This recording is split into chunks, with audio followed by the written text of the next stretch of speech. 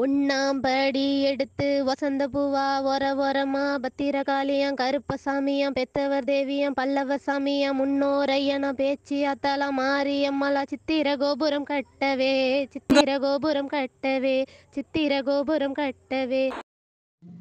உலக தமிழ் உறவுகள் அனைவருக்கும் உயராய்வு வேல் அலைவரிசையின் அன்பு வணக்கம். இந்த வார அரங்கத்தில் நம்முடைய நிகழ்ச்சிக்கு வருவோம். பாட்டு உரைநூலே வாய்மொழி பிசியே அங்கத முதுசொல்லோடு அவ்வேள் நிலத்தும். ஆம் மாணவர்களே, இன்றைய நம்முடைய அரங்கம் வாய்மொழி இலக்கிய அரங்கம். இந்த வாய்மொழி இலக்கிய அரங்கத்தில் முனைவர் ஆ. சகாதேவன் பேராசிரியர், வரலாற்றுத்துறை, மாட்சிமை தாங்கிய மன்னர் கல்லூரி, புதுக்கோட்டை. இவர் வாய்மொழி வரலாறும் வரலாற்று மீட்டுருவாக்கமும் புதுக்கோட்டை மாவட்டம் என்ற தலைப்பில் அற்புதமான உரை நிகழ்த்துகிறார். முனைவர் ஆ. சகாதேவன் அவர்களுக்கு நம்முடைய வணக்கத்தை தெரிவித்துக் கொள்வோம். சான்றோர்கள், பயனர்கள் அனைவருக்கும் நம்முடைய மகிழ்வான வணக்கத்தை தெரிவித்துக் கொள்வோம். வாருங்கள் உலகத்தமிழ் மாணவர்களே, நம்முடைய வாய்மொழி இலக்கியங்களை அறிவோம், உலகத்தாருக்கு அறிமுகப்படுத்துவோம்.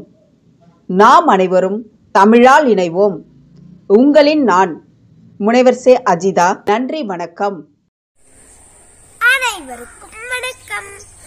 ஆராரோ ஆரிராரோ ஆராரோ ஆரிராரோ நந்தவனம் கண் திறந்து நற்றமிழ் பூ எடுத்து பண்ணோடு பாட்டிசைத்து பார்ப்போற்ற வந்தாயோ தந்தத்திலே தொட்டில் கட்டி தங்கத்திலே பூ இழைத்து செல்லமாய் வந்துதித்த சேர நாட்டு முத்தேனோ வாழை இலை பரப்பி வந்தாரை கையமர்த்தி சுவையான விருந்து வைக்கும் சோழ நாட்டு முக்கணியோ குளிக்க குளம் வெட்டி குளம்பாட அணை கட்டி பசியை போக்க வந்த பாண்டிய நாட்டு முத்தமிழோ கண்ணே கண்மணியே கண்ணுரங்கு கண்ணுரங்கு கண்ணே கண்மணியே கண்ணுரங்கு கண்ணுரங்கு. இந்த அருமையான நிகழ்ச்சியை ஏற்பாடு செய்திருக்கும் தலைவர் அஜிதா அவர்கள் மற்றும் வேலறக்கட்டளையின் சார்பில் அனைவரையும் இந்த வாய்மொழி இலக்கிய அரங்கத்திற்கு வருக என வரவேற்கிறோம். வாருங்கள் உறவுகளே, காணொளிக்கு செல்வோம். நானுங்கள் அமிர்தினி. நன்றி, வணக்கம். வாய்மொழி வரலாறும் வரலாற்று மீட்டுருவாக்கமும் என்ற தலைப்பில் பேச வருகிறார் புதுக்கோட்டை மாவட்டம் மாட்சிமை தங்கிய மன்னர் கல்லூரியின் வரலாற்றுத்துறை பேராசிரியர் முனைவர் ஆ. சகாதேவன் ஐயா அவர்கள். பல கள ஆய்வின் அனுபவத்தால் 4 ஆய்வு நூல்களும் தேசிய மற்றும் பன்னாட்டு கருத்தரங்குகளும் பல்வேறு கட்டுரைகளையும் வழங்கியுள்ளார். மேலும் வரலாற்று பங்களிப்பு மட்டுமல்லாமல் சிறந்த நாட்டுப்புற மேடை பாடகராகவும் கவிஞராகவும் எழுத்தாளராகவும் என பன்முகத்தன்மை கொண்ட முனைவர் ஆ. சகாதேவன் ஐயா அவர்களின் உரையினை கேட்டு மகிழ்வும். வாருங்கள்.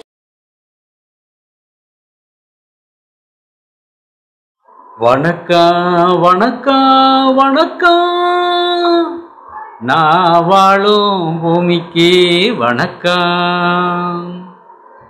இருக்கோ இல்லையோ தெரியாது, ஒருவேளை இருந்தா சாமிக்கும் வணக்கம். குத்த வச்சு கூத்து பார்க்கும் உங்களுக்கு வணக்கம். உச்சியில வந்து பார்க்கும் நிலாவுக்கும் வணக்கம். பரம்பரை சொல்லி தந்த பாட்டுக்கும் தான் வணக்கம். நான் பறைகொட்ட தோளு தந்த மாட்டுக்கும் தான் வணக்கம்.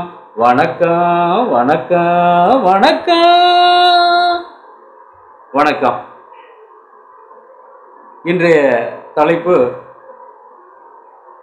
வாய்மொழி வரலாறும் வரலாற்று மீட்டுருவாக்கமும்.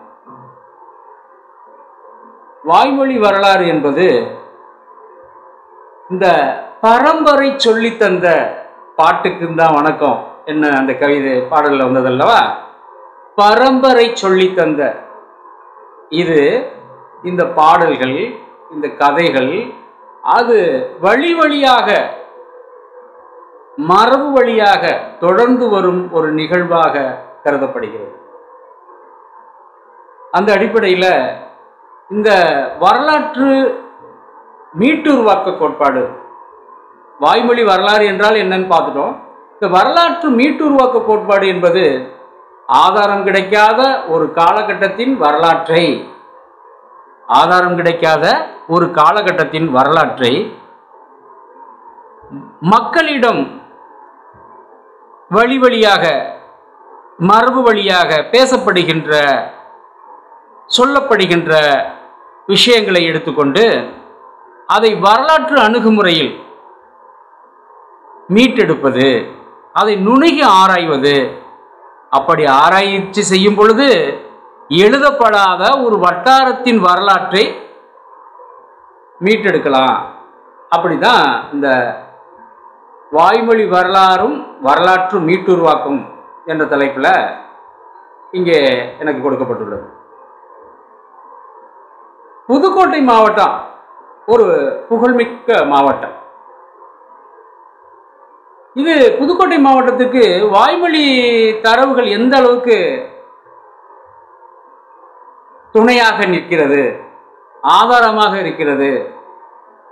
ஒருபுறம் எழுதப்பட்ட வரலாறு, இன்னொன்று எழுதப்படாத வரலாறு. அதை பற்றி பார்ப்போம். பாடல்கள், கதைப்பாடல்கள், பழமொழிகள், அந்த ஊரை பற்றியான அத்தனை விஷயங்களும் அதில் இடம்பெற்றது. குறிப்பாக ராஜவேட்டை என்ற ஒரு விஷயத்தை எடுத்துக்கிறோம். ராஜவேட்டை இந்த வாய்மொழி வரலாற்று ஆய்வு அப்படின்னு ஒரு ஆய்வு கட்டுரை எழுதுகிற அளவுக்கு விஷயம் இருந்தது. எங்கிருந்து அது கிடைச்சது? 6 வரி தாலாட்டு பாட்டிலிருந்து. அந்த 6 வரி தாலாட்டு என்னன்னு பார்ப்போம். ஆராரோ ஆரிரரோ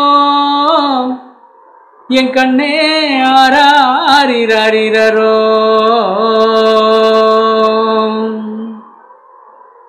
என் காட்ட களச்சோட்டி என் சாமி கடினாய ஊச்சூட்டி என் வேட்டைக்கு போறாக என் சாமி வெங்க புலி உம்மாமா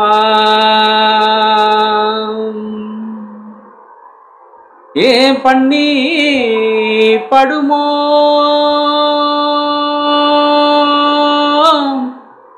ஏன் சாமி பழகுருவி தம்படுமோ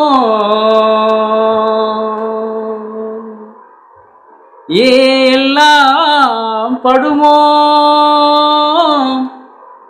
ஏ சாமி ஒய் இளைய மாமா வேட்டையில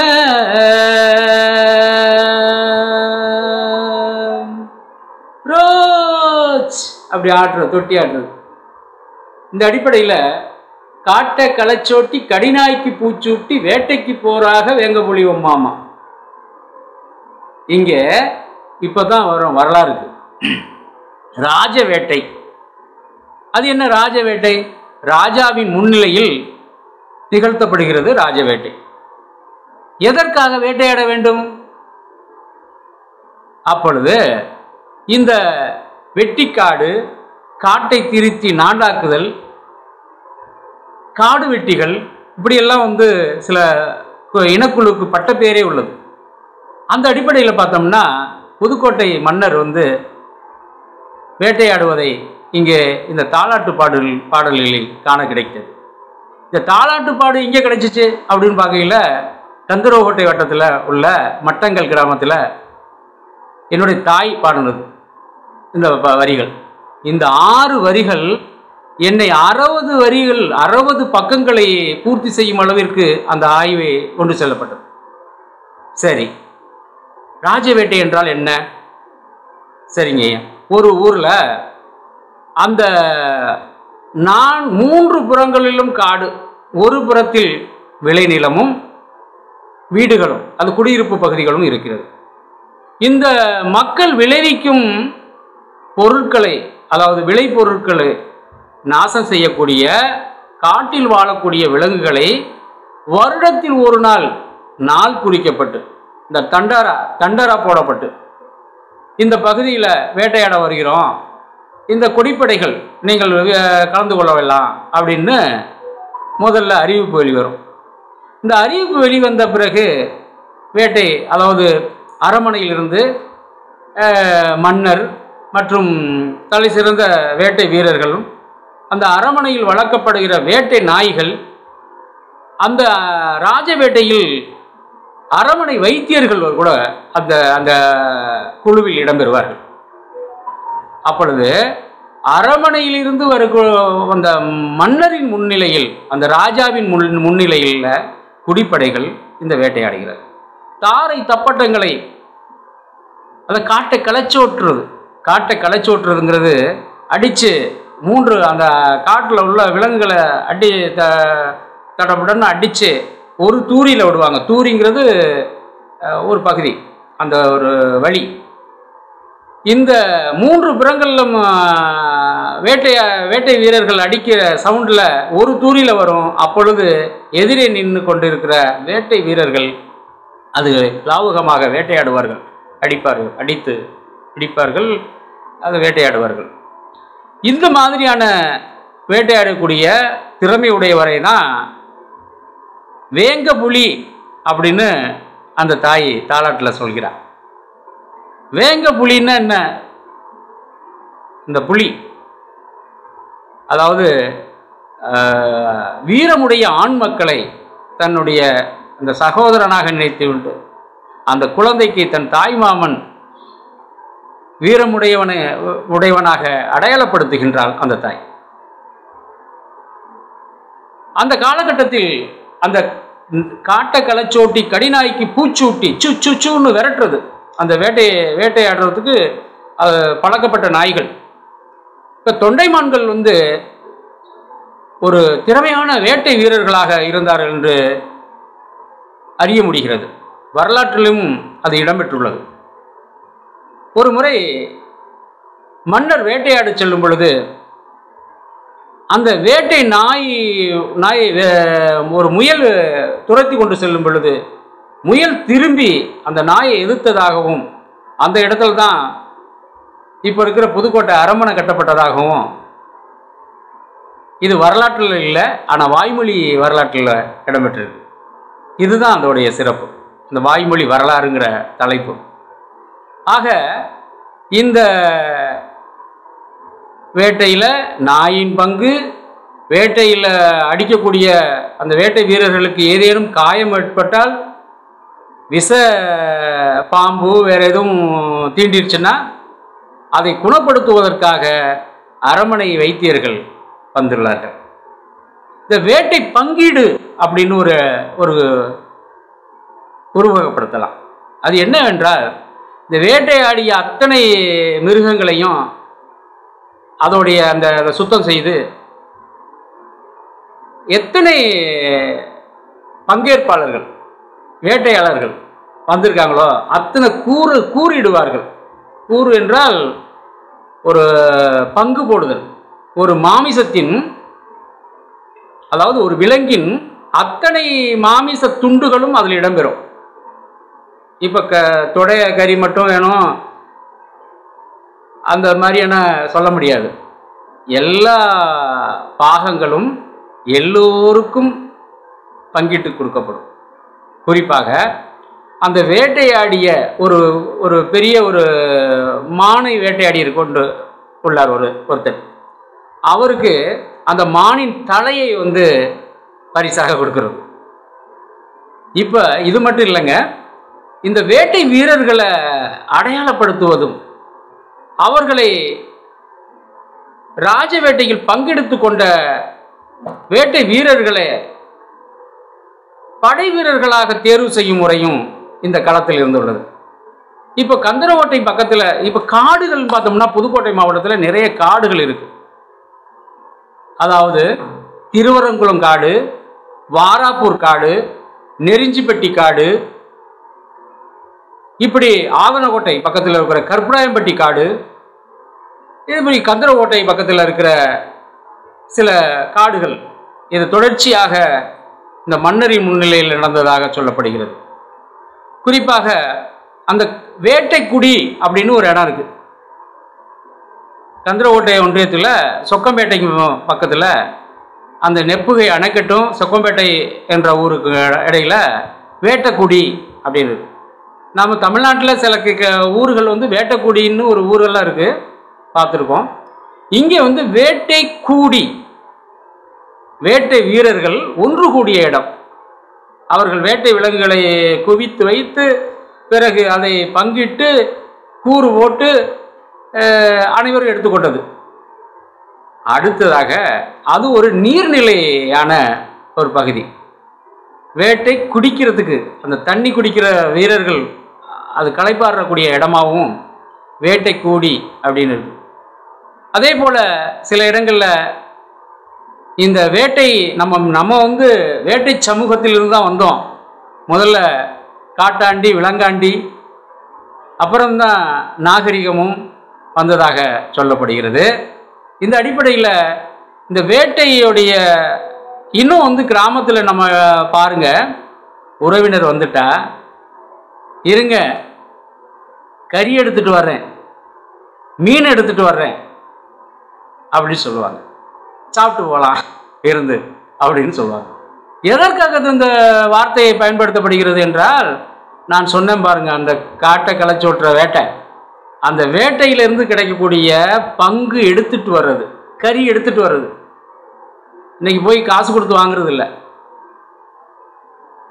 இந்த வேட்டையாடுவது என்பது கூட ஒரு வீரமும் அந்த உடல் நலத்திற்கு அந்த தேவையான அந்த உடற்பயிற்சியும் கூட. இப்போ இந்த 6 வரி தாலாட்டு பாட்டில் 60 பக்கம் எழுதலாமா முடியாதா சொல்லுங்க பாப்போம். அது மாதிரி இந்த வேட்டையின் தற்கால நிலை அப்படின்னு ஒரு இது எழுதுவதற்கு வாய்ப்பாக இருந்தது. வேட்டைங்கிறது வந்து ஒரு முயற்சியும் பயிற்சியும் திறமையும் இருந்தால் கிடைக்கிற அந்த இலவசமான அந்த பொருள் கூட. இப்போ கந்தரக்கோட்டை வட்டாரத்தில் வேட்டை சமூகம்ங்கிற ஒரு இனக்குழுவே இருக்குங்க. வேட்டையர்கள் அப்படின்னு சொல்லக்கூடிய அந்த இன்றும் அவர்களுடைய வேட்டையாடுதல் என்பது இருக்கிறது. குறிப்பாக எலி வேட்டை, முயல் வேட்டை, இது மாதிரி தொடங்கி நண்டு வேட்டை, ஈசல் வேட்டை, இப்படியாக வேட்டையாடுவது என்பது ஒரு மறுவழி தொடராகவும், அதில் இந்த வேட்டையின் தற்கால நிலைங்கிறதுல அந்த நுணுக்கமான கருவிகள், மீன்பிடித்தல், இந்த கட்டை போட்டு மீன் பிடித்தல், பத்தக்கட்டை மீன் சொல்லுவாங்க, அதுவும் ஒரு வேட்டை தான். இப்படியாக இன்றும் அந்த வேட்டை சமூகம் கண்டர்கோட்டை பகுதியில் வாழ்ந்துக்கிட்டு இருக்காங்க. அவர்களிடம் கள ஆய்வு மேற்கொண்டு சேகரிக்கப்பட்ட தகவல்கள், சில நுணுக்கமான கருவிகளும் அந்த பயன்பாடுகளை பார்த்தோம். அடுத்ததாக இந்த ராஜ வேட்டை மறைந்தது, பாரி வேட்டை அப்படின்ற ஒரு நிகழ்வு தொடங்கியது. புதுக்கோட்டை மாவட்டத்தில் கந்தரக்கோட்டை அருகில் வளவம்பட்டி என்ற கிராமத்தில் பாரி வேட்டை அப்படிங்கிற ஒரு கான்செப்டில் அன்று மன்னரின் முன்னிலையில் இருந்தாங்க. இன்றைக்கு மன்னர் காலம் முடிந்து போயிட்டது. ஆனால் அந்த மன்னர் போல சாமியை, அந்த மூங்கில் ஐயனார், அவரை அந்த தெய்வத்தை வந்து பல்லாக்கில் வைத்து வேட்டையாடுவது, முயல் வேட்டைக்கு போகிறது. அந்த முயல் வேட்டை பிடிச்சி முயல் வேட்டையாடி திரும்ப அந்த பாரி வேட்டை என்ற ஒரு ஆய்வு செய்யும் அளவிற்கு அந்த விஷயங்கள் இருந்தது. இப்படியாக வாய்மொழி கதைகள்லையும் கதைப்பாடல்கள்லையும் சொல்லப்படுகிறது. அதனால தான் கோட்டை புது கோட்டை வேட்டை ராஜ வேட்டை, கோட்டை புது கோட்டை வேட்டை ராஜ வேட்டை இப்படின்னு ஒரு பாட்டாகவே பாடலாம். இப்போ புதுக்கோட்டையின் பெருமைகளை பற்றி சொல்கிறது மட்டுமல்லாமல் அதில் சொல்கிறாங்க, மக்களுடைய அந்த நிகழ்த்து கலை அப்படின்னு சொல்லுவோம்ல, உழைப்பவன் களைப்பு தெரியாமல் அவன் வாயிலிருந்து வருகின்ற வார்த்தைகள்லாம் கவிதைகளே என்று நாட்டுப்புற பாடல்களுக்கு எடுத்துரைப்பார்கள், நாட்டுப்புற பாடல்களுக்கு விளக்கம் கொடுப்பார்கள். அந்த அடிப்படையில் பூவுக்குந்தான் புதுக்கோட்டை, பூமலரும் திருக்கோரணம், பூவுக்குந்தான் புதுக்கோட்டை, பூமலரும் திருக்கோரணம், நான் இருக்கும் மட்டாங்காலு தங்க மெத்தையிலால, நாடி வரும் கோடீசானம் பொன்னோமே குயிலால அப்படின்னு ஒரு பாட்டு. மட்டாங்கால் மட்டாங்கால் மண்ணில் திட்டடி மிதிச்சா கருவாட்டு அழகி கூட கட்டழகி ஆகி விடுவா அப்படின்னு ஒரு பாட்டில் இருக்கு. ஓமம்னா ராமேஸ்வரம், ஊருலையும் பெரிய ஊர், பேருலையும் மட்டாங்கா, பிறனடிக்கும் கழுங்கு தண்ணி. இந்த மட்டாங்கால் எப்படி ஊர் தோற்றத்தை பற்றி சொல்லப்படுகிறது? இது மட்டாங்கால் பெரிய ஏரி என்ற ஒரு பெரிய ஒரு நீர்நிலை. இந்த வாய்மொழி வரலாறை தொகுப்பதற்கு சில வகைமை இருக்கு. இந்த கதைகளில் கதைப்பாடல்களில் வரக்கூடிய விஷயங்களை தொகுப்பதற்கு மக்களுடைய இடப்பெயர்ச்சி வரலாறு, ஊர் பெயராய்வு அப்படிங்கிற ஒரு இது. அடுத்ததாக வட்டார தலைவர்களின் வரலாறு, அடுத்ததாக கோயில் வரலாறு, வழிபாட்டு தொடர்பு, அடுத்ததாக நிலக்கொடைகளும் தொழில்களும். இப்படி இந்த வாய்மொழி வழக்காறுகளை சேகரிக்கும் பொழுது, ஒரு வட்டார வரலாறை மீட்டெடுக்கும் பொழுது இத்தனை விஷயங்களையும் எடுத்துக்கொள்ளும். நீர்நிலை ஆதாரங்கள் வரலாற்றில் இந்த மட்டாங்கல் பெரிய ஏரியை பற்றியான வரலாறு இருக்கிறது. இங்கே புதுக்கோட்டை தொண்டைமான்களுடைய ஆட்சி காலத்தில், தஞ்சையில் நாயக்கர்களுடைய ஆட்சி காலத்தில்,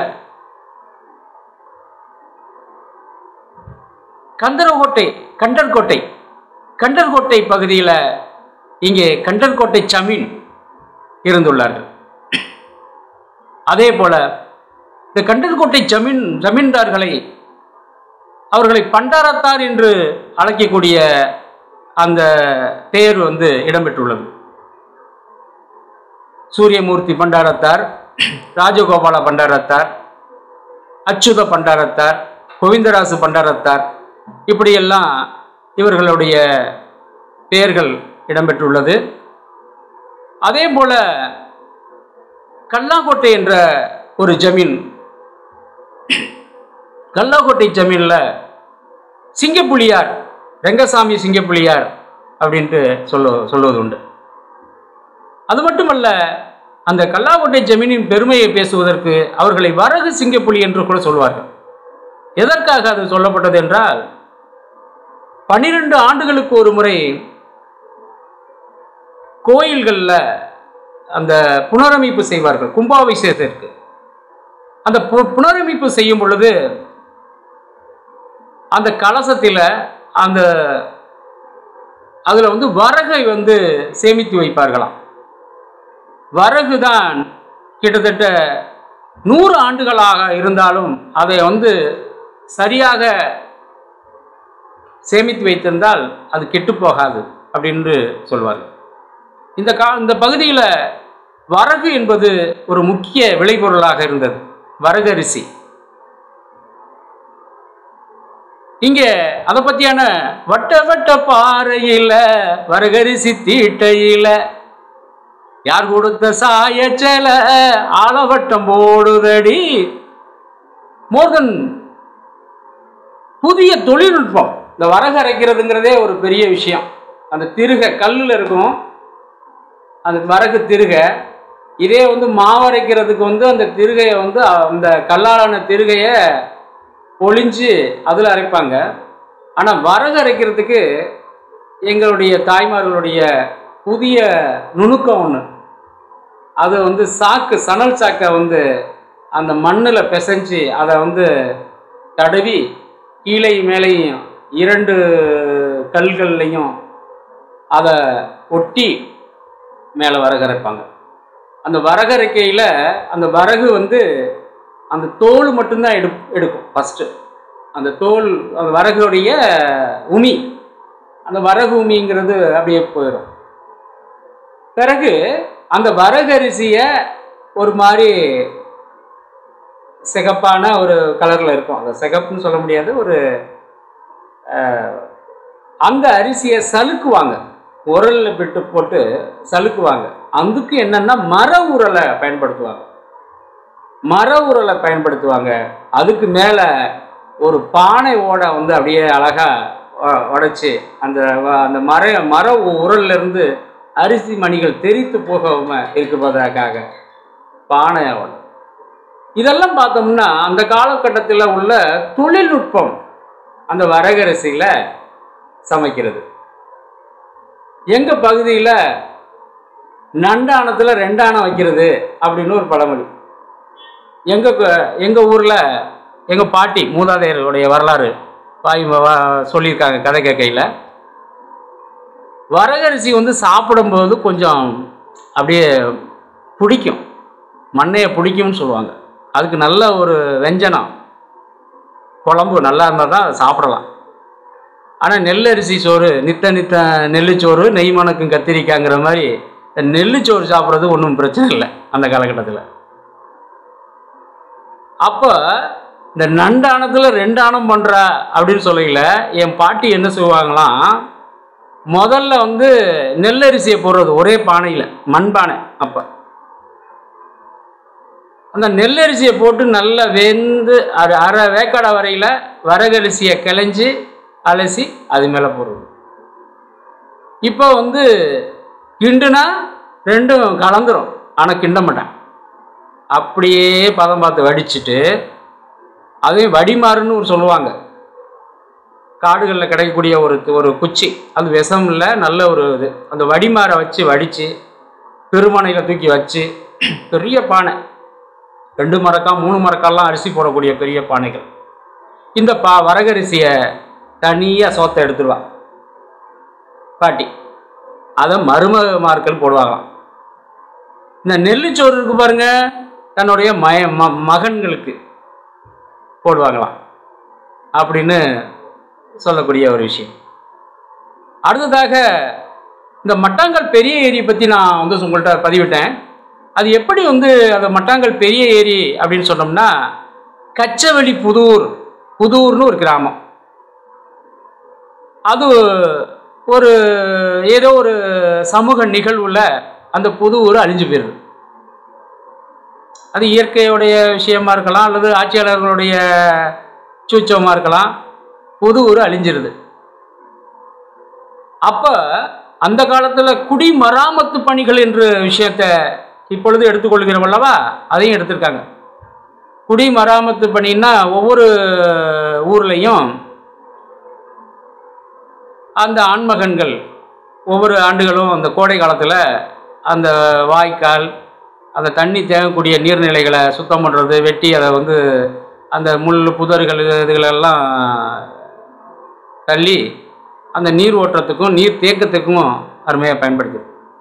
அப்படியாக இந்த மட்டாங்கல் பெரிய ஏரி கிட்டத்தட்ட 3 கிலோமீட்டர் தூரத்துக்கு 3 மைல் தொலைவுக்கு கரை கட்டப்பட்டு, யார் கந்தரவோட்டை ஜமீனால் கரை கட்டப்பட்டு அந்த ஊருக்கு பெயர் வைக்கிறான் பாருங்க, மட்டாங்கால். மட்டுன்னா தேன், அது கழக தமிழ் அகராதி பல விளக்கங்களை கொடுக்குறது. தேன் மட்டுன்னா தேன், கால்னா வாய்க்கால், கூம்பு வாய்க்கால் அப்படின்லாம் நிறைய பொருள்படு சொல்றாங்க கழக தமிழ் அகராதி. தேன் இங்கு வாய்க்காலாக வழிந்தோடுகிறது அப்படின்னு. இங்குங்கிறது வந்து இணைப்பு சொல். மட்டு தேன் கால், தேன் கால் அப்படின்னா ஒரு ஊருக்கு நல்லா இருக்காது இல்லை, மட்டுக்கால் அப்படின்னு. இங்கு எங்க மட்டாங்கால்ல தேனாக ஓடுகிறது. என்ன ஓடுது? தண்ணி. இந்த தண்ணியுடைய மட்டாங்காலுடைய நீர்நிலை ஆதாரமாக விளங்கக்கூடிய பெரிய ஏரி மிகவும் புகழ்பெற்றது. அந்த 3 மைல் தொலைவு கொள்ளளவுடைய அந்த பெரிய ஏரி கிட்டத்தட்ட 3 மைல் தூரம் உள்ள அருகாமையில் உள்ள கிராமங்கள் வரை பாயக்கூடிய அளவுக்கு நீர் கொள்ளளவோடு. அப்பதான் ஊரு ஓமம்னா ராமேஸ்வரம், ஓமம் பெறனா ராமேஸ்வரம் கடலுக்கு போகணும். ஊர்லையும் பெரிய ஊர், பேருலையும் மட்டாங்காலு, விரண்டடிக்கும் கழுங்கு தண்ணி வந்து ஒரு சிறப்பான ஒரு விஷயமா சொல்கிறோம். அதுபோல் வந்து இங்கே கந்தரகோட்டை மற்றும் புதுக்கோட்டை வட்டாரங்களில் புதுக்கோட்டைகளில் இங்கே ஒரு பஞ்ச நிகழ்வு, இந்த வரலாற்று மீட்டுருவாக்க கோட்பாட்டுக்கு என்னென்ன உட்படுத்தலாம் அப்படிங்கிற விஷயத்தை வந்து இந்த வாய்மொழி வரலாற்று அறிஞர்கள் மதிப்பிட்டிருக்காங்க. டாக்டர் சிவசுப்பிரமணியன் மற்ற தமிழ் பல்கலைக்கழகத்தினுடைய நாட்டுப்புற துறையில் துறை தலைவராக பணியாற்றிய டாக்டர் அரு ராமநாதன் இவர்களெல்லாம் வந்து அதை பட்டியலிட்டிருக்கிறார்கள். தாது வருஷ பஞ்சம், அரியலூர் ரயில் விபத்து, கட்டபொம்மன் கதை பாடல்கள், இது மாதிரியான நடந்த நிகழ்வுகளை பாடலாக பதிவிடும் வழக்கம் மக்களிடம் இருந்தது. அரியலூர் ரயில் விபத்தை பற்றி நீண்டதொரு பாடல் பாடப்படுகிறது. அதுபோல் இந்த வாய்மொழி வரலாற்று நிகழ்வுகள் இந்த வட்டார வரலாற்றை நிறைவு செய்ய, அதாவது இல்லாத ஊருக்கு இழுப்பப்பூ சக்கரைம்பா, சக்கரை இல்லாத ஊருக்கு இழுப்பப்பூ வந்து நல்ல ஒரு இனிப்பானது. அதுபோல் அந்த இழுப்பப்பூ வந்து மருத்துவ குணமுடையது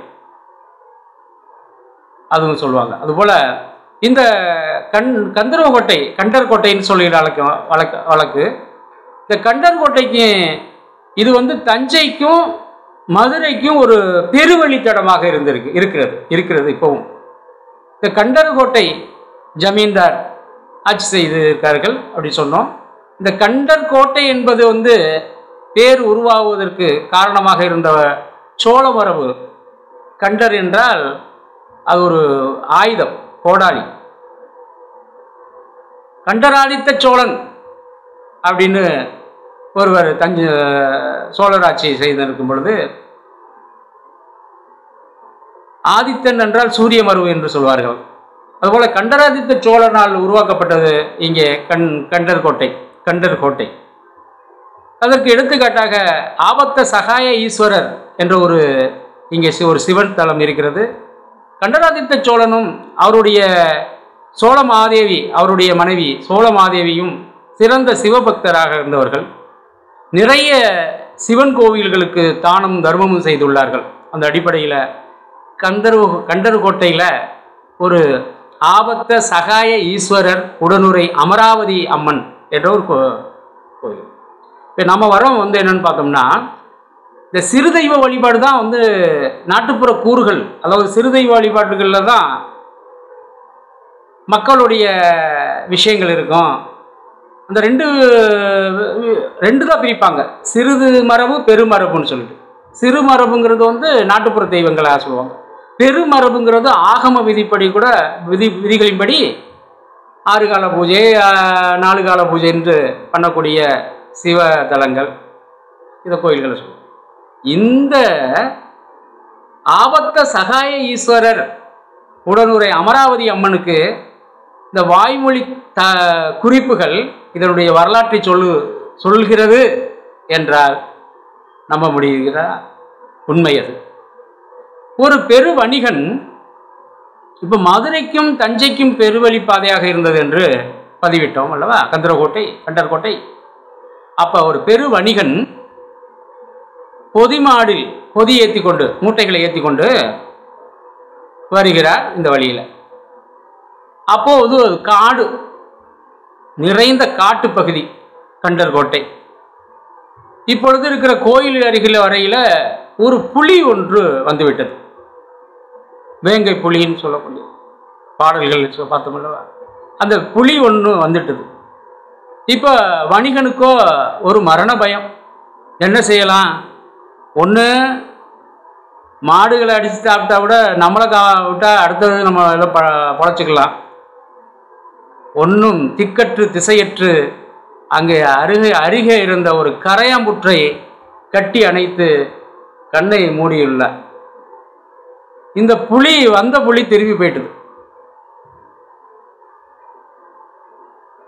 வணிகனுக்கோ பெரும் ஆச்சரியம். அந்த பொதி மாடுக்கும் ஒன்றுமாகவில்லை, இவனுடைய உயிருக்கும் ஒன்றும் ஆகலை. இது கனவா நினைவா என்று பார்த்தா இந்த கரையாம்புற்றை கட்டி கொண்டு இருந்த கரையாம்புற்று சிவலிங்கமாக காட்சியளித்தது. அந்த ஆபத்தை சகாயம் செய்த ஈஸ்வரன், என்னுடைய உயிரை, என்னுடைய உடமையை, என்னுடைய வாழ்வை பாதுகாத்தவன், எனக்கு வந்த ஆபத்தை சகாயம் பண்ண ஈஸ்வரன் எனக்கு அங்கே கோயில் கட்டியதாகவும் வரலாறு உண்டு. இந்த வரலாறு சும்மா சொல்ல வருவதில்லை, செவிவெளி செய்திகள் மட்டுமல்ல. இதை உறுதிப்படுத்துவதற்கு அங்கே சங்கு ஊரணி என்ற ஒரு பெரிய ஒரு நீர்நிலை உள்ளது. அந்த சங்கு ஊரணி அந்த சிவன் கோவிலின் தெற்கு கரையில்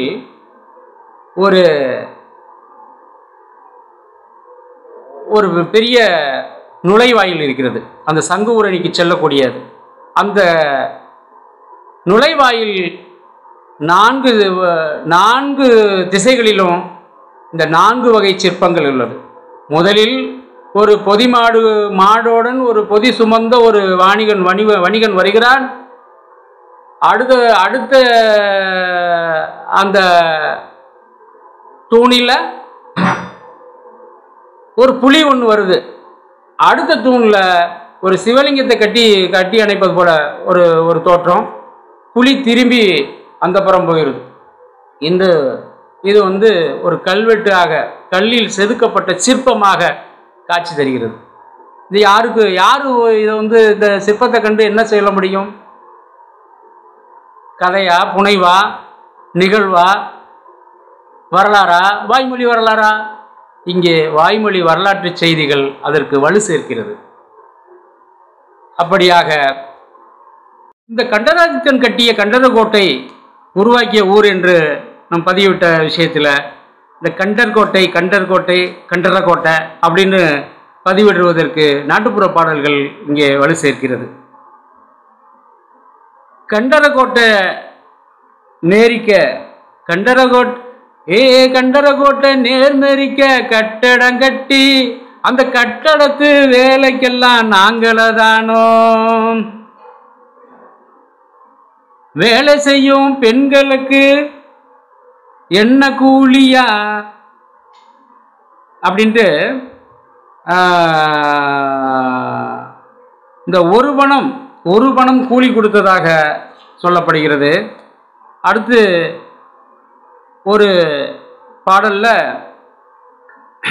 கண்டரகோட்டை எல்லையில் கனத்த மழை பெஞ்சதென்ன, சுந்தமட்டி எல்லையில் சேர்ந்த மழை பொழிஞ்சதென்ன, மட்டாங்காலி எல்லையில் வந்த மானம் போயிடுச்சே, மானம் பொழியலையே மக்க பஞ்சம் தீரலையே அப்படின்னு இந்த பாடலில் மலை பாடல்களை சொல்கிறாங்க. அது மட்டும் இல்லாமல் இந்த மக்களிடம் பேசப்படுகிற அவர்கள் அனுபவித்த அனுபவங்களை பாடலாக எடுத்து பாடியுள்ளார்கள். இந்த காலசுத்தி வருஷம் பிறந்த கதையை கேளு, காய்ச்சலுக்கு மாண்டசனம் கோடான கோடி, மாதம் பேஞ்ச மழை ஓஞ்சி போனதும், மகராசன் கண்டிச்சீமை பொழைக்க போனதும். கண்டி ஸ்ரீலங்கா. மாதம் பேஞ்ச மழை ஓஞ்சி போனதும், மகராசன் கண்டிச்சீமை பொழைக்க போனதும். கடனை உடனே வாங்கி நீ உடம்பைய தேத்து அப்படின்னு அந்த பாட்டு. சரி, இந்த நடவு நடும் பெண்களிடம் பழைய வரலாறு அந்த பாடல்களில் வருது. என்ன நம்ப முடிகிறதா? சொல்கிறேன். ஏ தன்ன நன்னே நான நன்னே தான நன்னே நான நன்னே தான நன்னே நான நன்னே கண்ணையா தான நானே நானே செல்லையா அப்படிங்கிற ஆரம்பிக்கிற ஒரு பாட்டு. இது ஒரு நடவு பாட்டு. அப்படி அதாவது அந்த முதல்களை ஊணுவது ஏ தன்னே நானே தானே நானே தானே நானே தன்னானே தானே நானே தன்னானே இப்படி ஆரம்பிக்கிற இந்த வரிகள் நடவு ஊன்றது.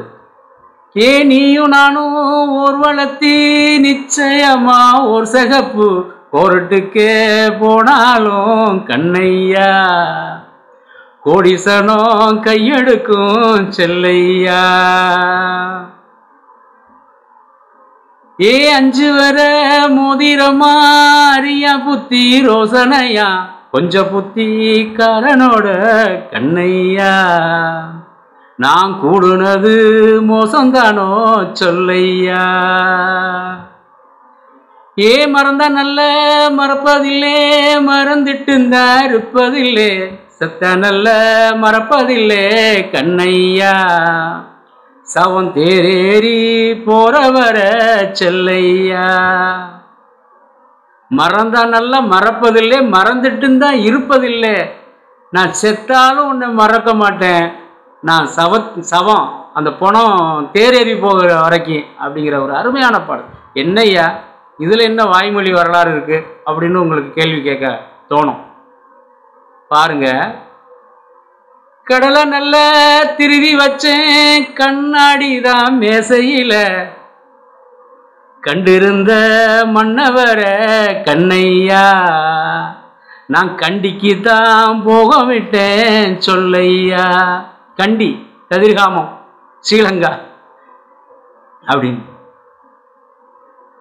தேங்காய் நல்ல திருவி வச்சேன் சிங்காரதா மேசையில சேர்ந்திருந்த மன்னவன செல்லையா நான் சிங்கப்பூரோ போக விட்டேன் சொல்லையா. ஆகா, எத்தனை அருமையான வரிகள். இவர் சொல்லுவார், அகிலனுடைய பால்மர காட்டிலே என்ற ஒரு நாவலில் இங்கிருந்து புலம்பெயர்ந்து போன தமிழர்கள் மலேசியா லப்பர் தொழிற்சாலையில் எத்தனை துன்பங்களை அனுபவிச்சாங்கிறத பற்றி அருமையான ஒரு நாவல். அதுபோல் கண்டிருந்த மன்னவனை என்னோட கண்டு நான் அவனை பார்த்துருந்தவனை நான் கண்டிக்கு தான் போக விட்டேன், சேர்ந்திருந்தவனை நான் சிங்கப்பூர் போக விட்டேன். அப்போ அருமையாக சொல்லுவாங்க, கப்பல் ஏறி போகிறது. கப்பல் ஏறி போனால் போய் சேர்ந்து வர்றதுக்கு பல ஆண்டுகள் ஆகும். இங்கே சேர்ந்திருந்தவனை விட்டு அவன் வேற தேசத்துக்கு போயிட்டான். அவன் எது மாதிரியா அந்த மன உருக்கத்தை பதிவு செய்கிறாங்க இந்த தொழில் பாடல்களான நடவு பாடல்கள். அது மட்டும் இல்லாமல் இந்த கண்டிக்கு போன இலங்கைக்கு போனவங்க பற்றி ஒரு பழமொழி உள்ளது. நம்ம பாடல்களை பார்க்குறோம், கதைகளை பார்க்குறோம், பழமொழின்னு சொல்லணும்ல. ஒன்று இங்கே கண்டிக்காரன் பேச்சு கப்பல் ஏறுனா போச்சு. கண்டிக்காரங்கிறவங்க கண்டியிலேருந்து வந்தவங்க, ஸ்ரீலங்காவிலேருந்து. அது ஒரு அந்த காலகட்டத்தில் தமிழர்களுடைய பூர்வீகம்னு சொல்லக்கூடா இந்த ஒரு தொடர்ச்சியாக ராஜராஜ சோழன் இலங்கை மீது படையெடுத்த கதை வரலாற்றில் இடம்பெறாத விஷயமெல்லாம் வாய்மொழி வரலாற்றில் இருக்குது. அது மாதிரி கண்டிக்காரன் பேச்சு கப்பல் ஏறினா போச்சு. இங்கே நிறையா அள்ளி விடுவானாம். உனக்கு என்ன வேணும் நான் செஞ்சிடுறேன், உனக்கு எது கொடுத்தாலும் கொடுத்துட்றேன், என்ன வேண்டாம் உயிரை தவிர எதனாலும் கேளுன்னு இங்கே உங்கள்கிட்ட சொல்லுவானாம். ஆனால் கப்பல் ஏறி போயிட்டான்னா கடித தொடர்பு இருக்காது, இப்போ இருக்கிற மாதிரி ஃபோன் தொடர்பு இல்லை, தகவல் தொடர்பே இருக்காது. நீண்ட வந்தால் தான் நிச்சயம், இல்லாட்டின்னா போனவன் போனாண்டி அப்படின்ட்டு, வந்தாலும் வருவாண்டின்ட்டு அப்புறம் சொல்ல வேண்டியதுதான். ஆக இந்த ராஜராஜ சோழன் இலங்கை மீது படையெடுத்து அங்கே சிங்கள நாச்சி என்பவரை திருமணம் செய்து கொண்டு மதுரை வழியாக, அதாவது 2 வழி பாதைகள் வந்து சொல்லுவாங்க. இங்கே பட்டுக்கோட்டை வழியாக அப்படியே ஸ்ரீலங்கா போவது ஒரு வழி இருக்கிறது. ராமேஸ்வரம் வழியாக இலங்கையிலிருந்து வரக்கூடிய ஒரு, அப்போ சிங்கள நாச்சி என்பவரை திருமணம் செய்து கொண்டு அவருடைய சேனைகளோடு வரும் பொழுது இங்கே நொடியூர் என்ற இடத்துல அந்த நாச்சிக்கு அம்மை நோய் ஏற்பட்டு அவர்கள் இறந்து போகிறார்கள். அந்த காட்டுக்குள்ள அந்த சிங்கள நாச்சிக்கு ஒரு மேடை கட்டி வைத்து வழிபடுகிறார்கள். அந்த அடிப்படையில் அந்த சிங்கள நாச்சி தான் இன்று நொடியூர் முத்துமாரியம்மனாக காட்சி தருகிறார். அந்த நாட்டு பிரிவுகள் என்று சொல்வார்கள். இங்கே புதுக்கோட்டை மாவட்டத்தில் நாட்டு பிரிவுகள் இருக்கிறது. புதுக்கோட்டையில் கோநாடு, காநாடு என்ற 2 பிரிவுகள். அவர்கள் எவ்வாறு தங்களுடைய ஆட்சியை நிலைநிறுத்திக் கொள்வதற்கு நடந்த போர்களையும் அந்த அவர்களுக்குள்ள இருந்த பூசல்களையும் பதிவிடப்படுகிறது. வரலாறு சொல்கிறது. வாய்மொழி கதைகளிலும் வாய்மொழி பாடல்களிலும் வாய்மொழி இலக்கியங்கள் அதை எடுத்து சொல்கிறது. அதுபோல இங்கே சிங்கள நாச்சி வந்த அந்த நாட்டுப்பகுதியை வந்து சிங்கள நாடு. அது மட்டும் இல்லாமல் பல்வேறு நாடுகள் இங்கே இருக்கிறது. பாலை நாடு, வாராப்பூர் நாடு, அம்பு நாடு. இங்கே அம்பு நாடு என்ற அம்பு கோயிலை தலைமையிடமாக கொண்டு இருக்கக்கூடிய ஒரு நாட்டு பிரிவு. இங்கே அம்பு நாடு 9 குப்பம் என்ற ஒரு வகைமையில் இங்கே அம்பு நாட்டு கல்லர்கள், அம்பு நாட்டு பறையர்கள் என்ற ஒரு இலக்கு இங்கே உள்ளது. இவர்களுடைய பட்ட பெயர்களை எடுத்துக்கொண்டு ஆராய்ச்சி செய்து உண்மையான வரலாறுகளை காண முடியும். இந்த அம்பு நாட்டு கல்லர்களும் அம்பு நாட்டு பறையர்களுக்குள்ள அவர்களுக்கும் இந்த பறையர்களுக்கும் பட்டப்பெயர் உண்டு என்ற விஷயத்தை வந்து வாய்மொழி வரலாற்று கதைகளில் தான் காண முடிந்தது. அந்த அடிப்படையில் இவர்களுடைய நாட்டு பஞ்சாயத்து முறை, நாட்டு பஞ்சாயத்து அப்படிங்கிற முறை வந்து இருந்திருக்கிறது. அந்த காலகட்டத்தில் அவர்களுக்குள்ள எழுகின்ற அந்த உள்ளூர் பிரச்சனைகளை இந்த அம்பு நாட்டு கூட்டத்தின் மூலம் தீர்த்து வைத்ததாக செய்திகள் உண்டு. அதற்கான சான்றுகளும் என்னிடம் நிறைய இருக்கின்றது. அம்பு நாட்டில் இங்கே கந்தரகோட்டை, கரம்புக்குடி வட்டங்களில் இந்த ஊர்கள் இருக்குது. சங்கன் விடுதி, கல்லாக்கோட்டை, பிளாவிடுதி, சொக்கம்பேட்டை அப்படின்ட்டு ஊர்களில் இந்த அம்பு நாட்டு கல்லர்கள் வாழ்ந்து வருகிறாங்க. அடுத்து வடமலை நாடு என்றால் ராமநாயன்பட்டியிலிருந்து குன்னண்டார் கோவில் வரைக்கும் உள்ள நாடு. இதுக்கு தலைமையிடம் தெம்மாவூர் என்ற இடம். அது அம்பு நாட்டுக்கு அம்பு கோயில் தலைமையிடம். அடுத்ததாக பாலை நாடு என்பது தலைமையிடம் சோத்துப்பாலை.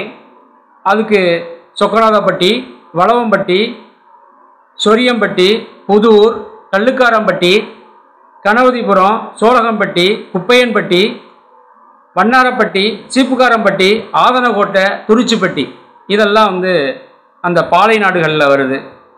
இது மட்டும் இல்லாமல் இந்த கந்தரகோட்டை பகுதியில் பல்வேறு நாட்டு சிங்கள நாடு, அது செங்கவள நாடு அப்படின்னெல்லாம் சொல்லுவாங்க. அடுத்ததாக நாம் தொடக்கத்தில் புதுக்கோட்டையை பற்றி சொன்னோம். புதுக்கோட்டையில் பார்த்தோம்னா அருமையான ஒரு நாட்டுப்புற பாடல்களில் புதுக்கோட்டையின் வரலாறு, எழுதப்படாத வரலாற்று பாடல்கள் வழியே காண முடிகிறது. மன்னர் புதுக்கோட்டை முதலப்பாறையா மகராச அரமனையும் என்ன சிங்காரம். அதுக்கு ராகம் வந்து அது மன்னர் புதுக்கோட்டை முதலப்பாறையா மகராச அரமனையும் என்ன சிங்காரம் அழகு. அடுத்து புண்ணியரார் புதுக்கோட்டை புதுமைதானையா, புண்ணியரார் புதுக்கோட்டை புதுமைதானையா, புதுசாக வந்த காந்தல் வண்டி, அந்த ரயில் வண்டி. புண்ணியரார் புதுக்கோட்டை புதுமைதானையா, புதுசா வந்த காந்தல் வண்டி விசையப்பாறையா. அது மாதிரி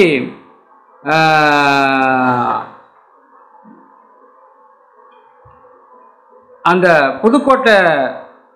புதுக்கோளத்தை பற்றி வரலாற்று சிறப்புமிக்க இடங்களில் புதுக்கோளம் ஒரு அருமையான ஒரு இடம். அதை பற்றி பின்னாடி வந்த கவிஞர்கள்லாம் நிறையா நாட்டுப்புற பாடல்கள்லாம் இருக்கும்.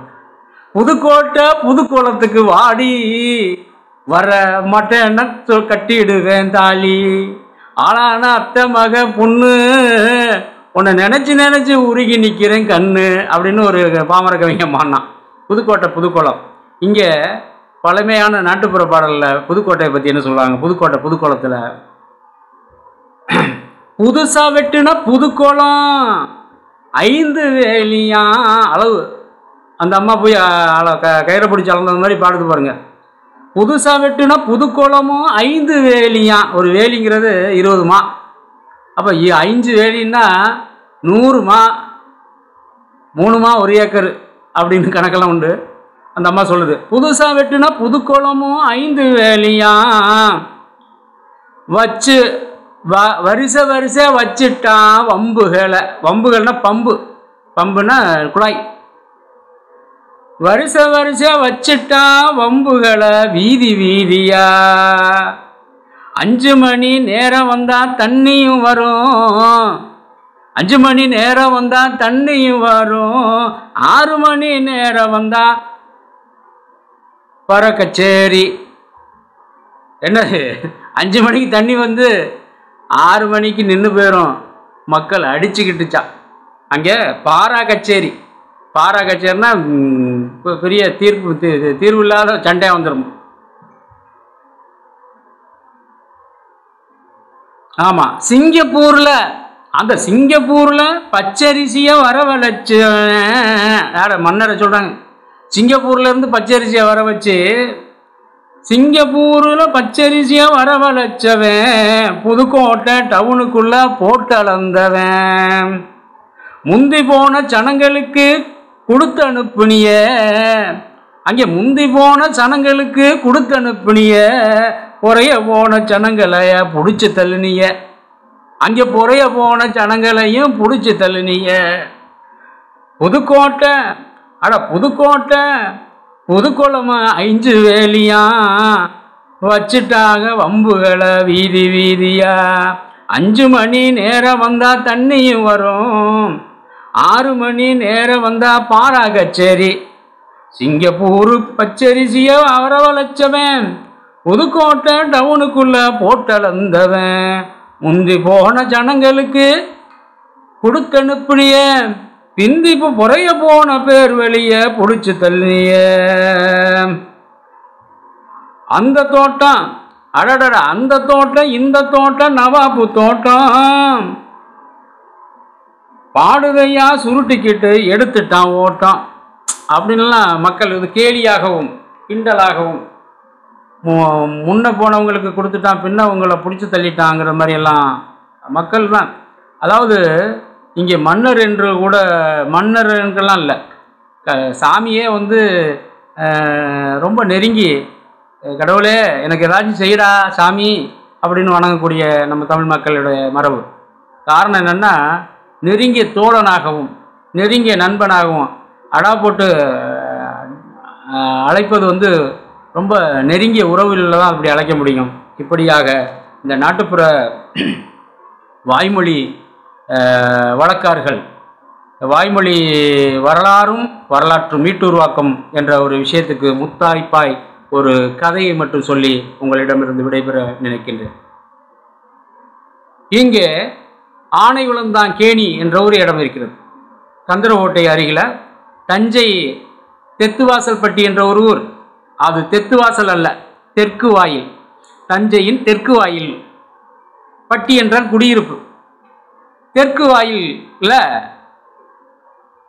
மதுரையிலிருந்து பல்வேறு போர் நிகழ்வுகள் தஞ்சையை தாக்கி அளித்த நினைவுகள் உள்ளது.